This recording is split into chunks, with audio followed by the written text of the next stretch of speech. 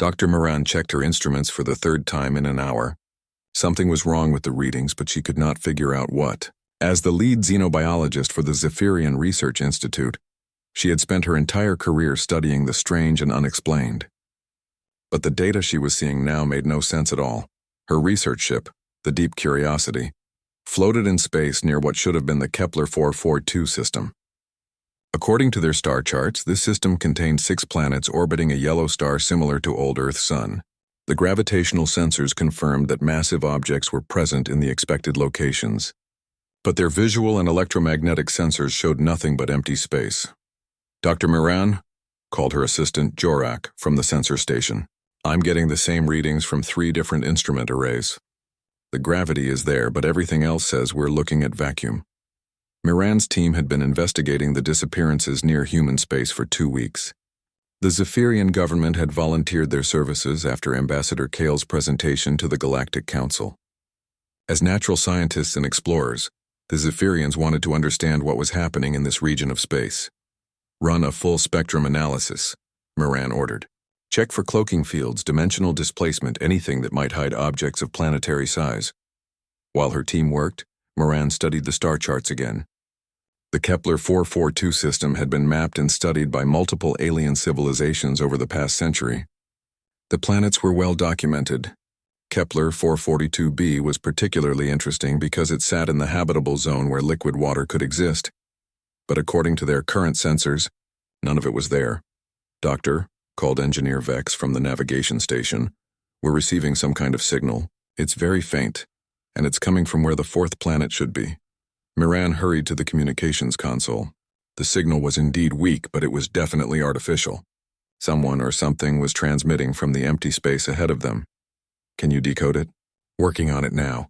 The signal uses mathematical progressions that seem familiar, but the encoding is unlike anything in our databases. As Vex worked to decode the signal, Moran noticed something else troubling. The ship's long-range sensors, which should have been able to detect objects across multiple star systems, were showing a strange pattern. Systems that should be visible were appearing and disappearing from their scans seemingly at random. Doctor, Vex said suddenly, I've decoded part of the signal. It appears to be a warning message, repeated in 17 different languages. Most of them are from known galactic civilizations. What does it say? Vex's face showed confusion as he read from his console. It says, you are approaching restricted territory. State your purpose and await instructions. Do not attempt to enter planetary space without authorization. Moran felt a chill run through her body. They were receiving a warning from a system that appeared to be completely empty. Either their sensors were completely malfunctioning, or someone was using technology far beyond anything the galaxy had seen before. Send a response, she decided. Standard scientific mission protocols. Tell them we're conducting research into spatial anomalies and request permission to enter the system. Vex transmitted their message, and they waited.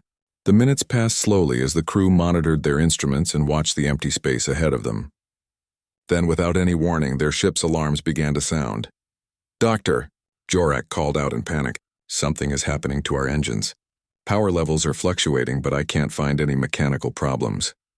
Moran rushed to the engineering station and saw readings that should have been impossible. Their fusion reactor was running perfectly, but the power output was being absorbed by something outside the ship. Whatever was taking their energy was not showing up on any of their sensors. Emergency power to shields and life support, she ordered. Shut down all non-essential systems. But even as her crew worked to save their ship, Moran realized they were not in immediate danger. Their life support remained stable, and whatever was draining their power was doing it slowly and carefully. It felt more like an examination than an attack. Then the voice came through their communication system. It spoke in perfect Zephyrian, with an accent that suggested the speaker had studied their language for years. Dr. Myron of the research vessel Deep Curiosity, this is Captain Sunhee of Earth Defense. You have entered a restricted area during a period of heightened security. Please state your specific research objectives. The bridge fell silent. Captain Sunhee had used Moran's name and the exact designation of their ship, information that was not included in their original transmission. Moreover, the voice was coming from empty space. This is Dr. Myron, she replied, trying to keep her voice steady. We are investigating reports of missing objects and spatial anomalies in this region. We had no knowledge that this area was under Earth jurisdiction. All territory within 50 light-years of our borders is under Earth monitoring. The voice responded. Your people were informed of this through diplomatic channels 3 days ago. Did you not receive the notification? Miran looked at her communications officer, who quickly checked their message logs. He shook his head. They had received no such notification. We have no record of any diplomatic communication from Earth, Miran said. There was a pause before Captain Sunhee responded. Understood. There appears to have been a communication error. You are authorized to conduct passive scans of the system for research purposes. However, you may not approach within 1 million kilometers of any planetary body, and you may not deploy any probes or autonomous devices. Thank you for the authorization, Miran replied. May I ask how you are monitoring our ship? Our sensors detect no other vessels in this area. Another pause. Then Captain Sunhee said something that made Miran's blood run cold. Dr. Miran, your sensors are functioning perfectly. You are detecting exactly what we want you to detect. If you could see what is actually around you right now, your crew would require immediate psychological treatment. As if to prove her point, the space around the deep curiosity suddenly shimmered. For just a moment, Miran saw something that her mind could barely process. The empty space around their ship was filled with structures. Massive ships that dwarfed anything in the galactic fleets hung motionless around them. Space stations the size of moons orbited locations where planets should be, and everywhere a network of energy fields and barriers that turned space itself into a fortress. Then the shimmer faded, and they were looking at empty space again. Several of her crew members were making sounds of distress. Engineer Vex was shaking as he stared at his instruments, which had briefly shown readings beyond their measurement capabilities. That was a very small demonstration, Captain Sunhee continued calmly. Earth has been developing new technologies for the past 3 centuries. We have learned to make our presence less obvious to casual observation. Miran found her voice again. Why are you showing us this? Why reveal yourselves at all? Because the galaxy is about to change, Dr. Miran. Your people, the Zephyrians, have always been reasonable and scientific. We wanted you to understand what is coming so that you can help others prepare. What is coming? The end of the old galactic order. Humanity has spent 300 years learning about every species, every government, every military force in known space. We have developed capabilities that make the old balance of power meaningless. But we are not conquerors, Dr. Miran. We are organizers. The communication went quiet for a moment. When Captain Sunhee spoke again, her voice was gentler but still firm. You may complete your research mission, but you will find that most of the anomalies you came to investigate are the result of human security measures. When you return to your government, tell them this. Humanity is ready to rejoin galactic civilization. But this time we will not be the junior partners. The power drain on their ship suddenly stopped. All systems returned to normal operation. But when Miran looked at her sensor readings, she saw something new. A single contact was moving away from their position. A ship that hadn't been there moments before, departing at speeds that should have been impossible. Doctor, Jorek said quietly, our long-range communications are working again. We're receiving a priority message from the Zephyrian government. Miran accepted the transmission. The message was from the High Council of Science, and it was marked as urgent. All research vessels are ordered to return to home space immediately. Earth has made contact with our government and requested formal diplomatic meetings. All current missions are suspended pending new orders. As the deep curiosity began its journey home, Miran looked out at the stars and wondered what other impossible things were hidden in the darkness around them. If humans could make entire fleets invisible and monitor ship movements across dozens of star systems, what else had they been doing for the past 3 centuries? More importantly, what did they plan to do next? On the hidden command ship Soul's Vengeance, Captain Sunhee watched the Zephyrian research vessel depart. The encounter had gone exactly as planned. Dr. Miran and her crew would return home with just enough information to prepare their government for what was coming, but not enough to cause panic. Communications. Connect me to Earth Command, she ordered. Ambassador Kale walked through the long hallways of Nexus Prime Station. His blue skin showed the worry lines that came with age and too many difficult meetings. As the most experienced diplomat in the Therian Empire, he had seen many strange things in his 200 years of service. But nothing had ever made him feel as uneasy as the report he carried in his hands. The council chambers were already filled with representatives from across the galaxy. The Draknari sat in their heavy armor, always ready for war. The peaceful Centauri delegates whispered among themselves in their musical language. Even the mysterious Zephyrians had sent someone, though they rarely left their homeworlds. Kale took his place at the speaking platform and looked out at the gathered aliens. These beings controlled thousands of worlds and trillions of lives. They commanded fleets that could destroy entire solar systems. Yet today, he was going to tell them about something that made him afraid. Honored delegates, Kyle began, his voice echoing in the large chamber. For 300 years we have lived with a simple understanding. Humanity exists behind their borders and we leave them alone. They do not contact us. They do not expand. They do not interfere. We believe this arrangement worked well for everyone. A few delegates nodded. The human situation had been convenient for the galaxy. After their violent first contact with alien civilizations 3 centuries ago, humans had retreated behind their borders and gone silent. The galaxy had grown larger and more prosperous without them. Most young aliens had never even heard of humans except in old history files. Kyle activated the holographic display above the speaking platform. It showed a 3-dimensional map of known space, with the human territory marked as a dark zone near the edge of the galaxy. Small red dots marked the positions of automated monitoring stations that various governments had placed around human space over the years. This is what we knew 6 months ago, Kyle said. The map showed dozens of monitoring stations in a loose circle around human space. These stations have watched the human borders for decades. They detect ships, energy signatures, communications. For years they showed us nothing, complete silence from human territory. He pressed another control and the map changed. Now many of the red dots had turned gray. This is what we know today. 17 monitoring stations have gone offline in the past 6 months. Not destroyed by weapons fire, not damaged by space debris or stellar phenomena. They simply stopped existing. Delegate Yorak of the Draknari Empire leaned forward.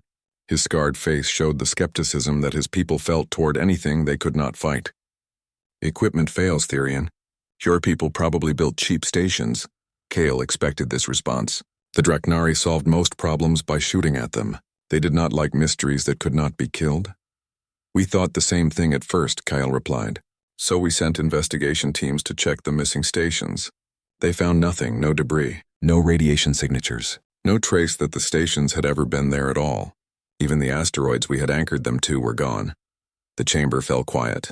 Several delegates began whispering to their aides or consulting their personal data tablets. The idea that objects could simply vanish from space was disturbing to civilizations that prided themselves on understanding the universe. Ambassador Ilara of the Centauri Collective stood up. Her people were known for their calm wisdom and their ability to see solutions where others saw only problems. Perhaps the humans have developed some new technology. If they wish to remove our surveillance, we should respect their privacy. They have not violated the borders of any of our worlds. That is exactly what concerns me, Kale said. 300 years ago, humans fought a brief war against 4 different alien species. They lost that war badly. Their technology was primitive compared to ours. Their ships were slow and poorly armed. But in just 6 months of fighting, they learned to copy our weapons, improve our tactics, and adapt to our strategies faster than anyone thought possible. He changed the display again, showing old battle records from the human war. The early fights showed human ships being destroyed easily by superior alien technology, but as the battles continued, the humans began winning more often. They modified captured alien weapons, developed new tactics, and started building ships that combined the best features of different alien designs. When they retreated behind their borders, we thought they had given up, Kale continued. We believed they were either dead or hiding in fear. But what if we were wrong? What if they have spent 300 years doing what humans do best, learning and improving? Counselor Zeth of the Hegemony activated his personal communicator. As the galaxy's primary intelligence organization, the Hegemony collected information from every corner of known space. After a few moments of quiet conversation, he looked up with concern on his reptilian features. My sources confirm similar disappearances near the human border. Automated cargo ships that never reached their destinations. Survey probes that stopped transmitting. Even some of our deep space observation posts have gone dark. The chamber erupted in worried conversations. If the hegemony was admitting to losses, the situation was more serious than anyone had realized. Their spy network was supposed to know everything that happened in the galaxy. Kale raised his hand for silence. There is one more thing. Last week, my government sent our most advanced stealth ship to investigate the missing stations. It was equipped with the latest sensor technology and crewed by our best pilots. He paused, letting the tension build in the chamber. The ship returned after 3 days. The crew reported that they had successfully reached the investigation coordinates and found nothing unusual. According to their logs and their memories, it was a routine mission. Another delegate called out, "Then what is the problem?" "The problem," Kale said slowly, "is that our long-range sensors show the ship never left its home port. For 3 days, while the crew believed they were investigating near human space, the ship remained docked at our military base. Yet the crew has complete memories of their mission. They can describe details of empty space where the monitoring stations used to be." The silence in the chamber was complete now. The implications of Kale's words were sinking in. If humans could make an entire ship crew believe they had traveled across space while never leaving port, what else could they do? "I submit to this council," Kale said, "that humanity's silence is not surrender. It is preparation. They have spent 3 centuries developing technologies we cannot imagine, and capabilities we do not understand. The question we must ask ourselves is simple. What do they plan to do with these abilities?" The chamber remained quiet as delegates considered this possibility. For 300 years they had dismissed humanity as a failed species that had retreated in defeat. Now they were being asked to consider that humans might have become something far more dangerous than any alien civilization in the galaxy. In the shadows of the station's observation deck, unseen by any alien sensor, a figure in a dark uniform watched the proceedings through advanced surveillance equipment. Do-Yun smiled slightly as he listened to Ambassador Kale's presentation. The aliens were finally beginning to understand, though they still had no idea how much they did not know. He activated a secure communication device that existed in dimensions beyond normal space-time. "Control, this is Observer 7. The Council has received the first revelation. They are beginning to ask the right questions." A voice responded from Earth, clear despite the impossible distance. "Understood, Observer 7. Continue monitoring. Phase 2 begins tomorrow." Do-Yun closed the communication link and faded from sight, leaving no trace that he had ever been there. The galaxy was about to learn that humanity had been watching them all along. "Connected, Captain. This is Sun-He." The ex-war Marshal Corvin stood on the bridge of his flagship Blood Thunder and watched his fleet move into formation. 300 ships of the Draknari Empire spread across space like a metal swarm, ready to claim another system for their growing territory. The Draknari had built their civilization on conquest, and they had never met an enemy they could not eventually defeat. Today's target was a system near the edge of human space. According to their intelligence, it contained 3 habitable worlds and valuable mineral deposits. More importantly, it appeared to be completely undefended. The humans had shown no activity in this region for decades. "Fleet status report." Corvin ordered, his scarred hands gripping the command rail. "All ships in position." "War Marshal," replied his aide, Lieutenant Grack. "Engines running at optimal efficiency. Weapons charged and ready. The advanced scouts report no defensive installations in the target system." Corvin nodded. This would be a simple operation. The Draknari would claim the system, establish mining colonies, and add another victory to their military record. If humans wanted to object, they could come out of hiding and try to stop them. The fleet jumped to faster-than-light travel and emerged in the target system 6 hours later. Corvin's tactical display showed exactly what the scouts had reported. 3 planets orbiting a yellow star, with no signs of artificial structures or defensive systems. "Begin planetary surveys," Corvin commanded. "I want to know everything about these worlds within the hour. Deploy mining assessment teams to the asteroid belts." The Draknari fleet spread out across the system, with different squadrons moving toward each planet. Corvin watched the operation with satisfaction. His people were efficient and thorough. By the end of the day, they would have complete control of the system. That was when the problems started. "War Marshal," called Engineer Morak from the technical station. "I'm getting strange readings from the engine room. Power fluctuations in the main reactor." Corvin frowned. The Blood Thunder was the newest ship in the Draknari fleet. built with the most advanced technology their civilization could produce. Engine problems were extremely rare. "Send a repair team to investigate," he ordered. "I want a full report in 30 minutes. But 30 minutes later, the situation had gotten worse. 3 more ships reported similar power problems, and the repair teams could not find any mechanical failures. The engines were running perfectly according to every diagnostic test, but their power output was becoming unpredictable. "War Marshal," Lieutenant Grack reported. "The Iron Fist is reporting complete failure of their navigation system. They can't maintain course or determine their position. Signal them to return to the flagship for emergency repairs," Corvin decided. "We'll transfer their crew to other ships if necessary." But as the Iron Fist attempted to approach the Blood Thunder, its engines suddenly shut down completely. The ship drifted in space, powerless and unable to restart its systems. When Corvin tried to communicate with other ships in his fleet, he discovered that half of them were experiencing similar failures.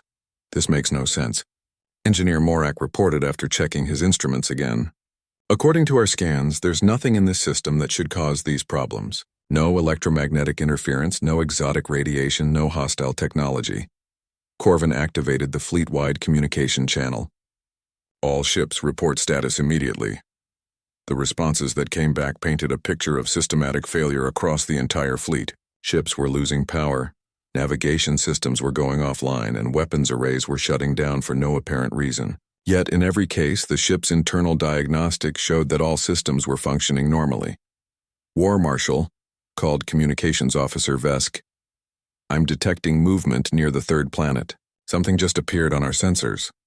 Corvin looked at the tactical display and saw a single contact moving toward their position. It was small, about the size of a Draknari scout ship, but it was traveling at impossible speeds. "Weapons," Corvin barked.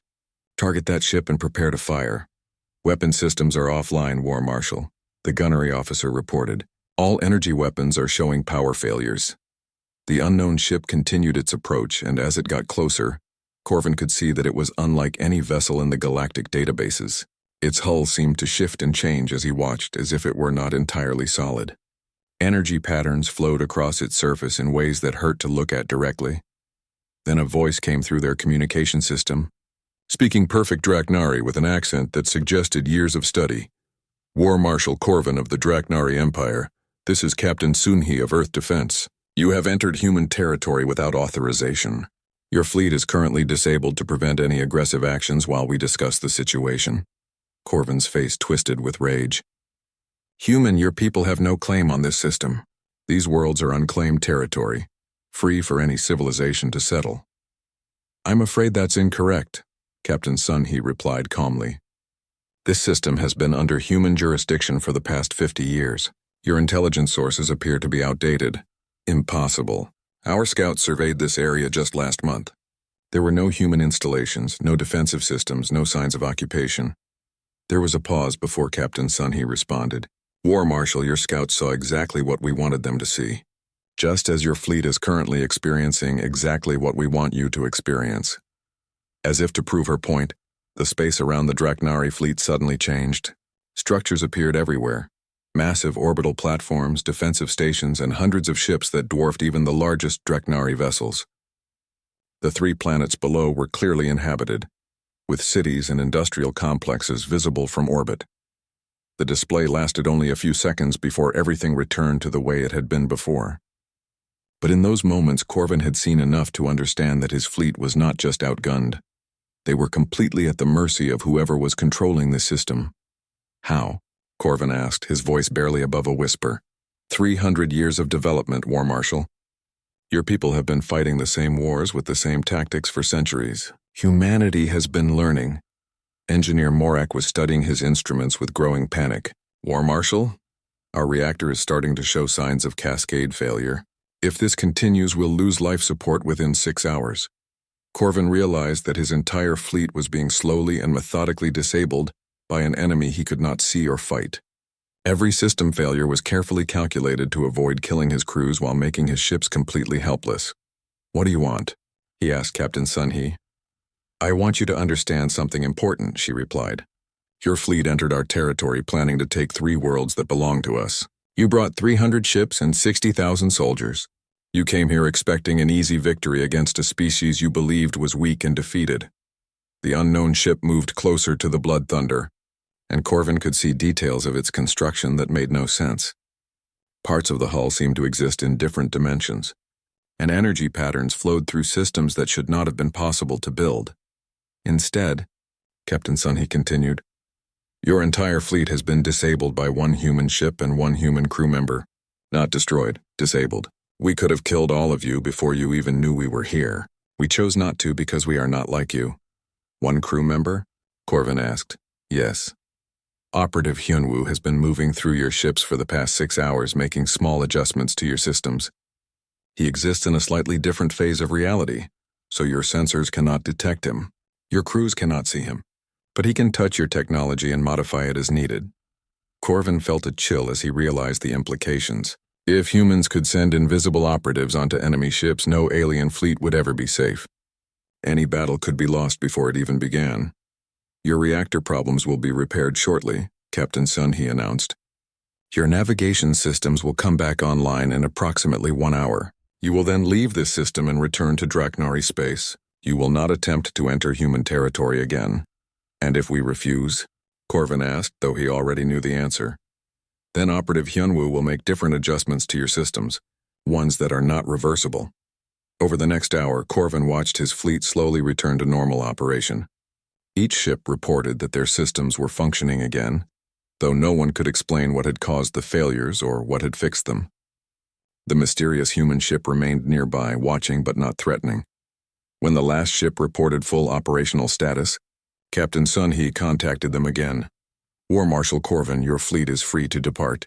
Before you go, I want you to remember something. Today, humanity showed you mercy.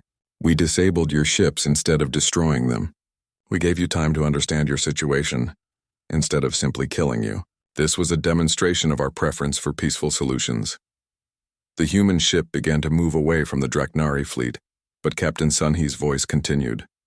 However, mercy is a choice we make. It is not weakness, and it is not unlimited. The next time Draknari ships enter human space, we may choose differently. Make sure your government understands this. As the Draknari fleet prepared to leave the system, Corvin looked at his tactical DICE-PL. Spy Master Zekran sat in the deepest vault of the Hegemony Intelligence Center, surrounded by data screens showing information from across the galaxy.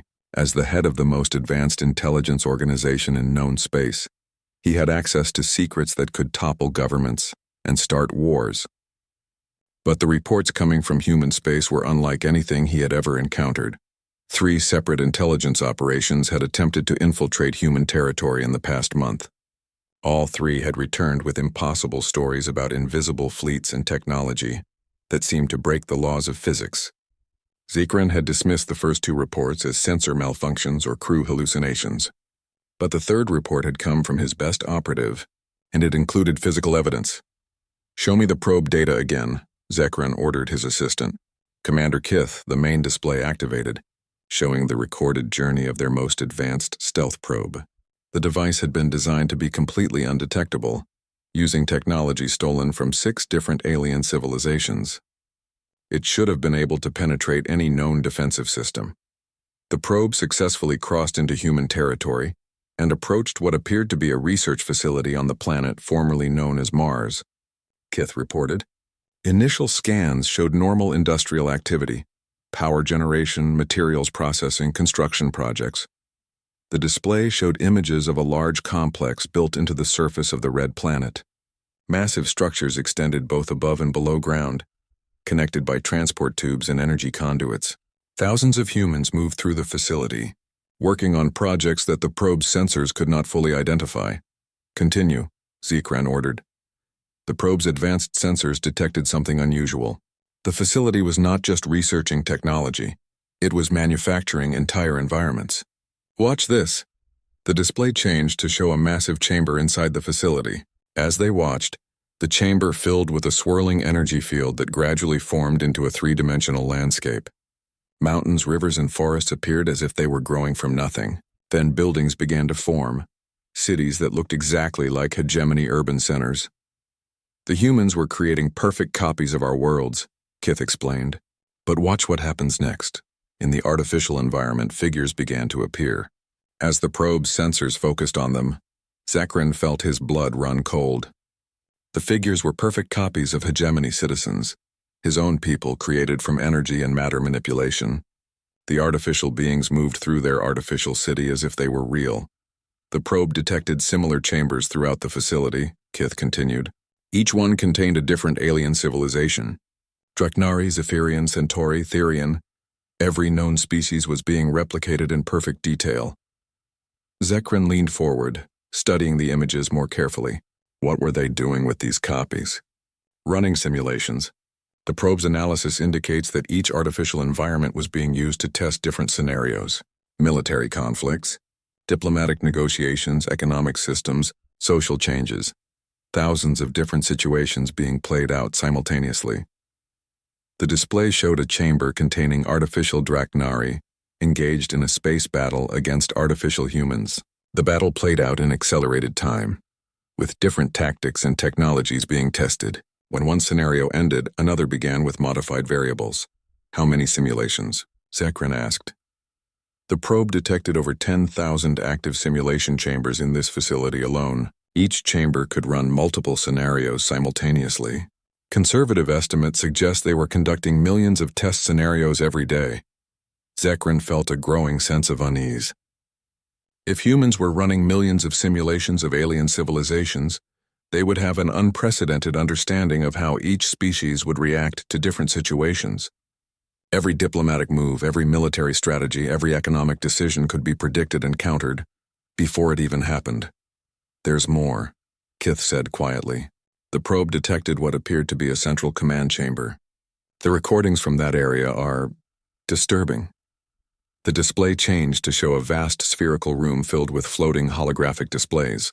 Each display showed real-time information about different alien civilizations, fleet movements, government communications, resource production, population centers.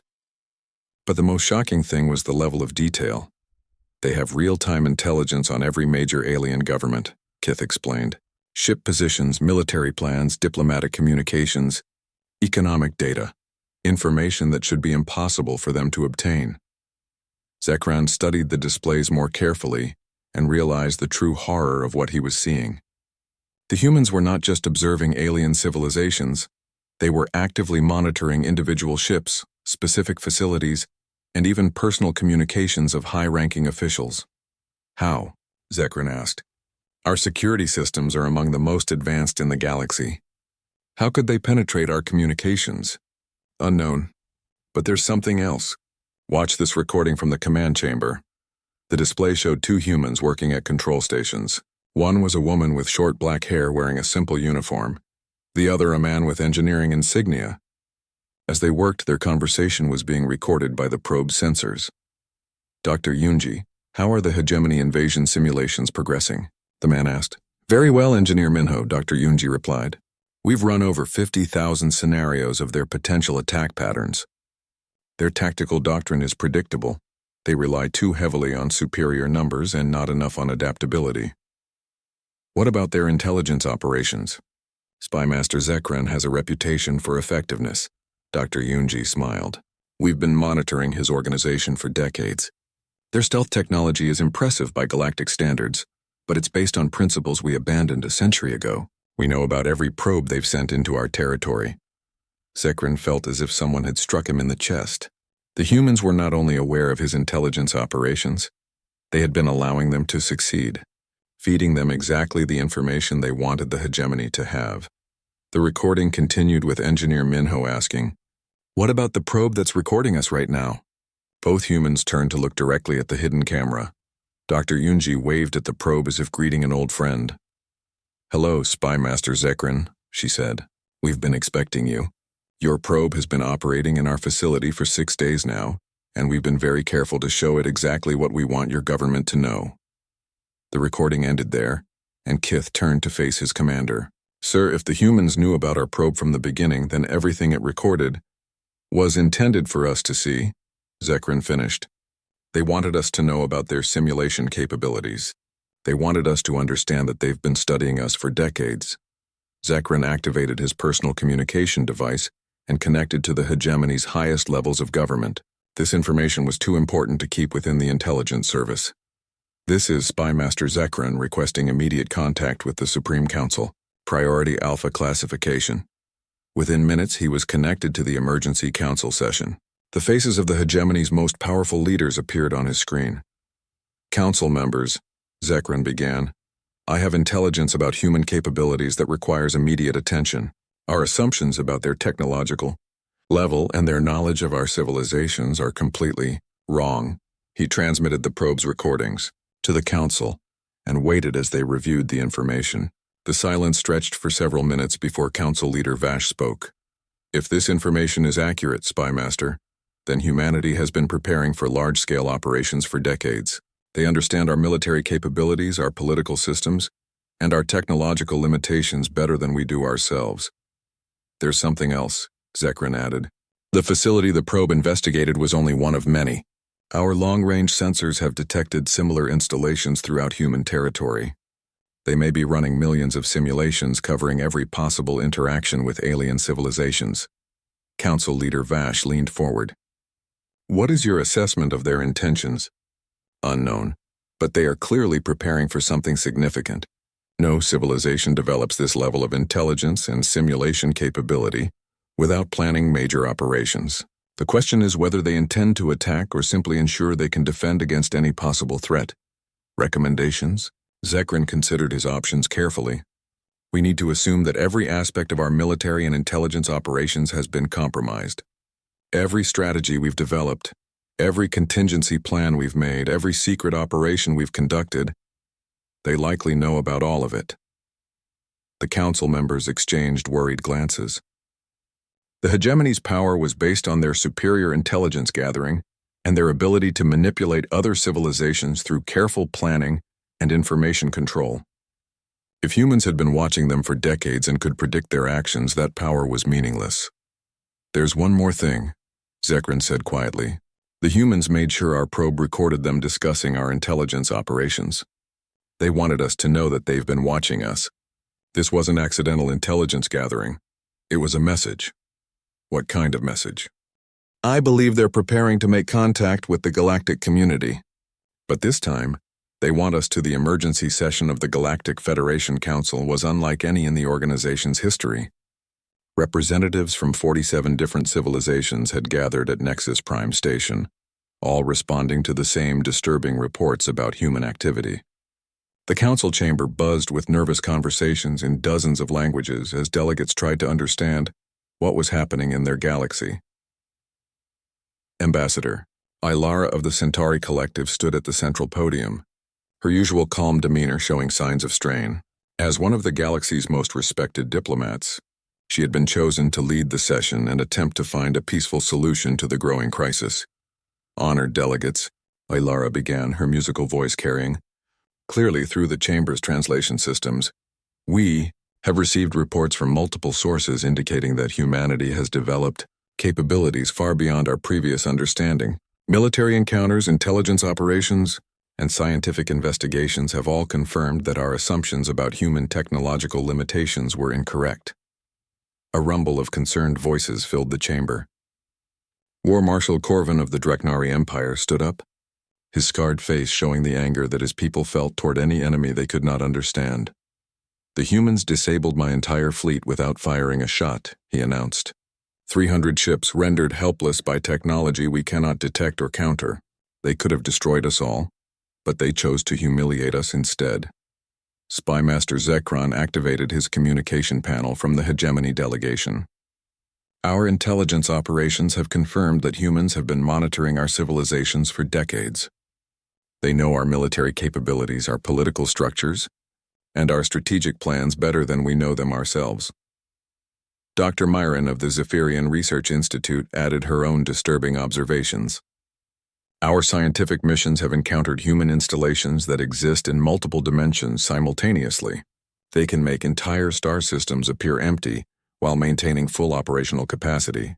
Their technology operates on principles that we cannot even begin to understand. Ambassador Ilara raised her hand for silence. Given these developments, I believe we must attempt direct diplomatic contact with humanity.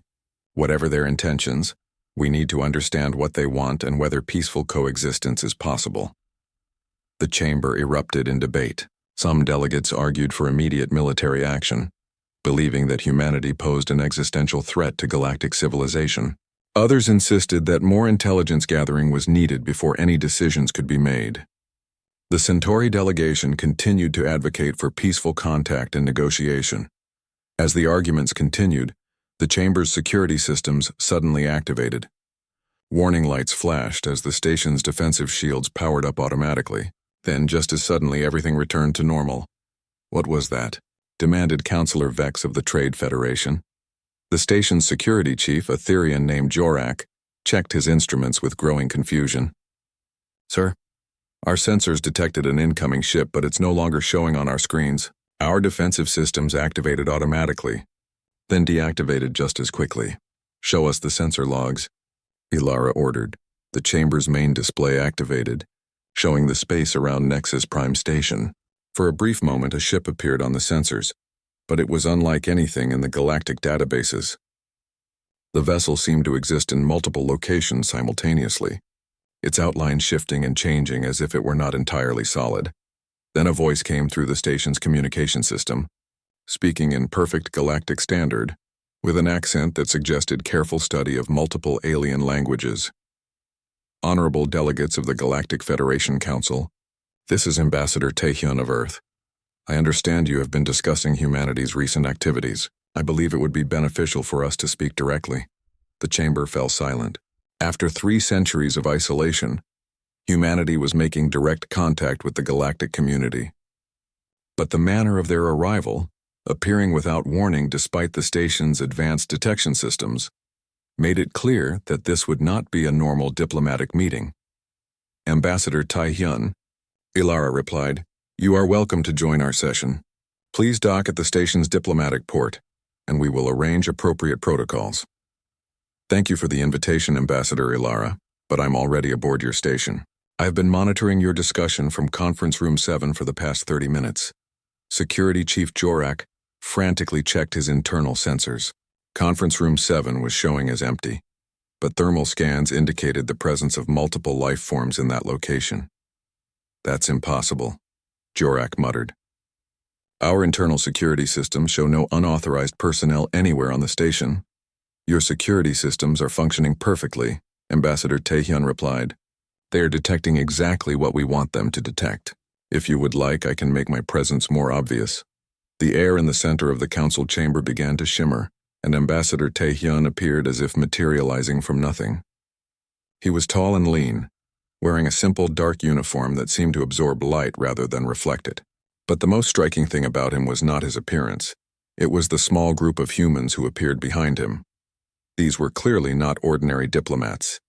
Each human wore different equipment and displayed modifications that suggested their biology had been enhanced beyond natural limitations. One woman's eyes glowed with an inner light that indicated advanced optical implants. A man's arms showed the telltale signs of cybernetic enhancement. Another figure seemed to phase in and out of visibility as if existing in multiple dimensions. I am Ambassador Taehyun, the lead human said, and these are my colleagues. We represent the interests of Earth and all human territories in this region of the galaxy. War Marshal Corvin stood up aggressively. Human, how did you penetrate our security? What technology allows you to appear and disappear at will? Ambassador Taehyun turned to face the Draknari delegate. War Marshal Corvin, I believe you have already encountered some of our capabilities. Your fleet was disabled by Operative Hyunwoo, who is standing behind you right now. Every delegate in the chamber turned to look at Corvin's position. There was no one behind him. But as they watched, a figure slowly faded into visibility, a human who had been standing motionless just meters from the Draknari war leader. Operative Hyunwoo has been present in this chamber since the session began, Ambassador Taehyun explained calmly. He has been monitoring your discussions and ensuring that no hostile actions were taken. Your security systems cannot detect him because he exists in a slightly different phase of reality. The implications of this revelation sent shockwaves through the assembled delegates. If humans could place invisible operatives anywhere they wanted, no alien government could consider its private discussions truly private. What do you want? Ambassador Ilara asked, trying to maintain her diplomatic composure despite the extraordinary circumstances.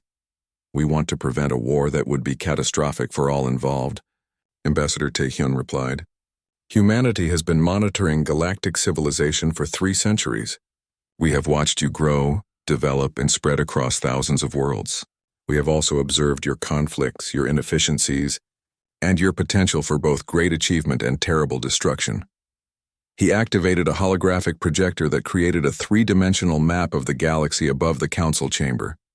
The map showed not just the known territories of various alien civilizations, but also hidden installations, secret military bases, and classified research facilities that should not have been visible to any outside observer. "This is what humanity sees when we look at the galaxy," Ambassador Taehyun continued. "Every ship, every station, every world under your control.